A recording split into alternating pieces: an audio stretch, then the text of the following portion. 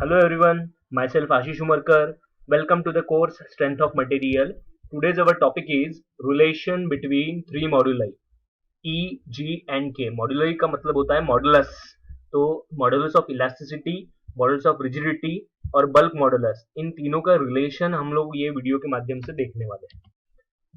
Previous lecture में हम लोगों ने वॉल्यूमेट्रिक स्ट्रेन क्या होता है, बल्क मॉडुलस क्या होता है और यूनी बाय और ट्राइएक्सियल स्ट्रेस सिस्टम कैसे होते हैं और ट्राइएक्सियल का न्यूमेरिकल हम लोगों ने सॉल्व किया था. मुझे उम्मीद है कि आप लोगों को वो समझ में आया है. अगर आपको नहीं समझ में आया है या कुछ डाउट है तो आप लोग वो वीडियो फिर से एक बार रिवाइज करके देखिए. आज के अपने वीडियो लेक्चर के माध्यम से हम लोग देखने वाले हैं models of elasticity, models of rigidity और बल्क मॉडल्स का रिलेशन. तो इसके बाद आप लोग ये वीडियो लेक्चर के बाद उसे एक्सप्लेन कर पाओगे कि इनके बीच में क्या रिलेशन है और उनके ऊपर आधारित न्यूमेरिकल भी सॉल्व कर पाओगे. ओके, तो ये वीडियो लेक्चर के माध्यम से हम लोग कुछ पीओ और पीएसओ मैप कर रहे हैं. आपको उसकी तरफ ध्यान देना है. जैसा हम लोग पीओ 1, 2, 3, 4, 5 और 8, 9, 10 और पीएसओ 1 और 2 यहाँ पर ये वीडियो लेक्चर में मैप करने वाले हैं. सबसे पहले देखते हैं मॉडल्स ऑफ इलास्टिसिटी. हम लोगों ने ये पहले चैप्टर में देखा था मॉडल्स ऑफ इलास्टिसिटी, जो कि एक स्ट्रेस और स्ट्रेन का रेशियो हम लोगों को देता है और ये हुक्स लॉ के अंदर हम लोगों ने सबसे पहले देखा था. ओके, इसको हुक्स कांस्टेंट भी बोला जाता है. ओके, तो आपको सबसे पहले इसका डेफिनेशन याद रखना है कि it is the ratio of stress to strain.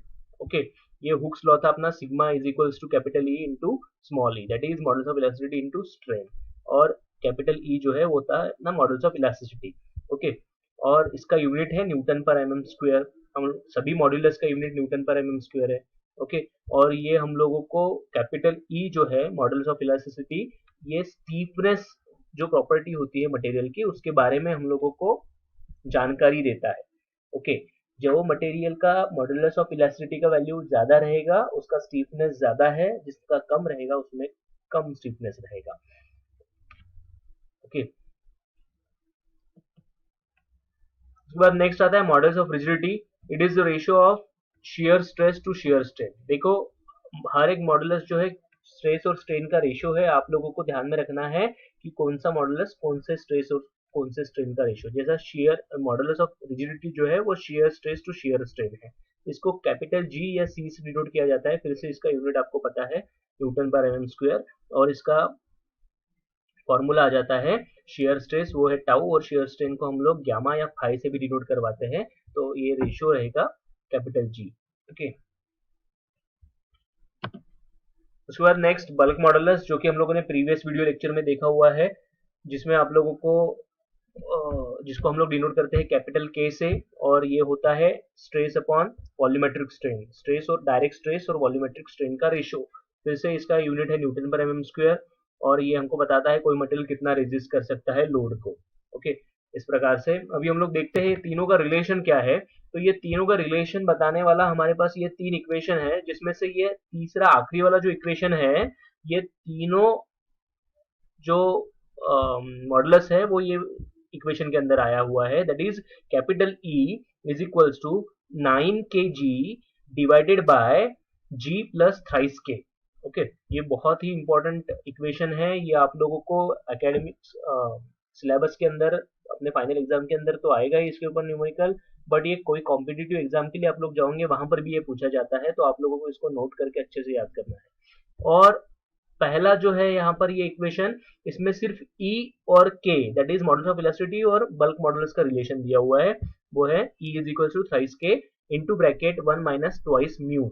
और उसी प्रकार से दूसरा इक्वेशन अपना मॉडल्स ऑफ इलास्टिसिटी और मॉडल्स ऑफ रिजिडिटी के बीच में है, E is equals to twice G 1 plus mu. अभी लड़के यहाँ पर आप लोग सॉल्व करते वक्त कंफ्यूज हो जाते हो, ट्वाइस म्यू कहाँ पर है या 3K, तो ये 3 और 2 के बीच में कंफ्यूज हो जाओगे, प्लस माइनस के बीच में कंफ्यूज हो जाओगे. तो आपको कोई कंफ्यूजन नहीं रखना है, इसको बहुत बार आप लोग रिवाइज करिए. बहुत ही इंपॉर्टेंट इक्वेशन है, इसको आप लोग नोट करके रखिए. चलो देखते हैं हम लोग इसके ऊपर आधारित numerical. So this is a numerical on elastic constant, a very simple numerical. For a given material, E is equals to 2 into 10 power 5 megapascal and G is equals to 80 gigapascal. Find value of 1 by m and k.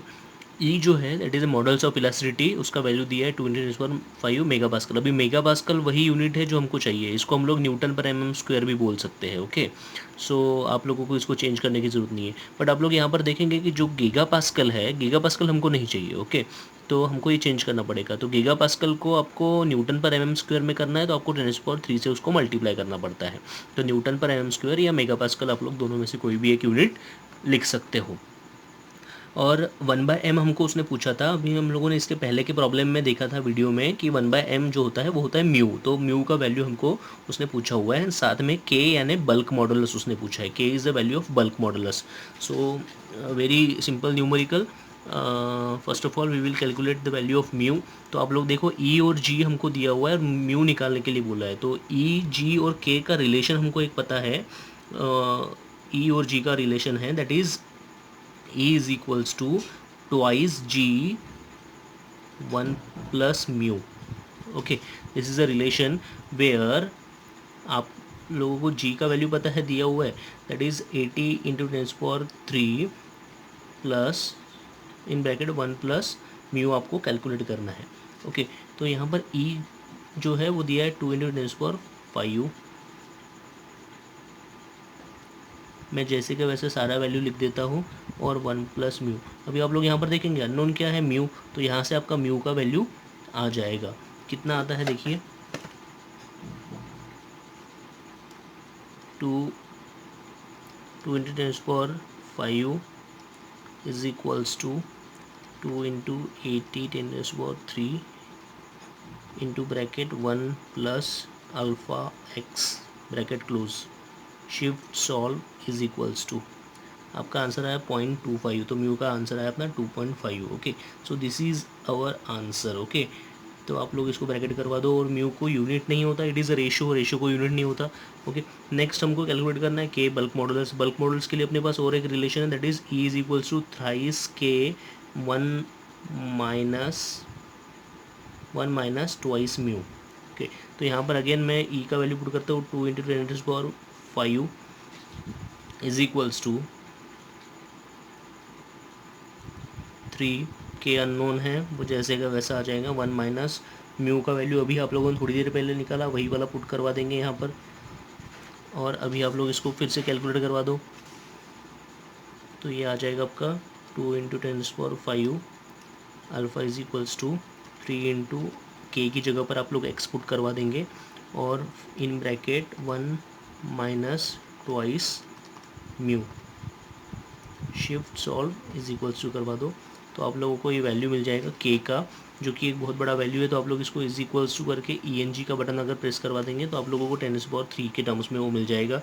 तो के आ गया अपना 133.33 into 10⁻³ और हम जो unit में काम कर रहे हैं वो है न्यूटन पर mm स्क्वायर, और आप लोग MPa भी लिख सकते हो। Okay, this is the value of के। ओके, इस प्रकार से हम लोगों ने ये प्रॉब्लम सॉल्व कर लिया। बहुत ही आसान प्रॉब्लम है। Mu is equals to 1/m हम लोगों को बोला था, तो आप लोग ये भी लिख दीजिए। तो इस प्रकार से ये प्रॉब्लम सॉल्व किया जाएगा। आप लोगों को ये दो इक्वेशन याद रखने हैं, E is equals to twice G 1 plus mu, E is equals to thrice K 1 minus twice mu. This two equations will definitely give you 4 marks in final examination. Okay, तो ये कुछ न्यूमेरिकल है जो board में पूछे जा सकते हैं, तो आप लोगों को इनको सॉल्व करके देखना है। इनके आंसर्स भी यहाँ पर दिए हुए हैं, आंसर्स आने तक आप लोगों को काम करना है। देखिए यूनिट आप लोगों को जो दिया हुआ है MPa, वो न्यूटन पर mm स्क्वायर ही होता है, तो आपको उसको चेंज ना करें, वैसे ही उसको वर्क करें उसके ऊपर, ठीक है।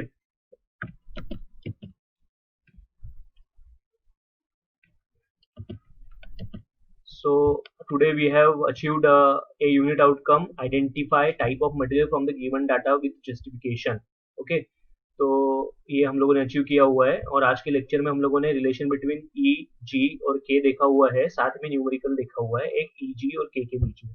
और ये हमारे पीओ और पीएसओ है जो हम लोगों ने आज के लेक्चर के माध्यम से अचीव किए हुए हैं। Okay, thank you very much. Now the next topic is strain energy. Okay, keep learning.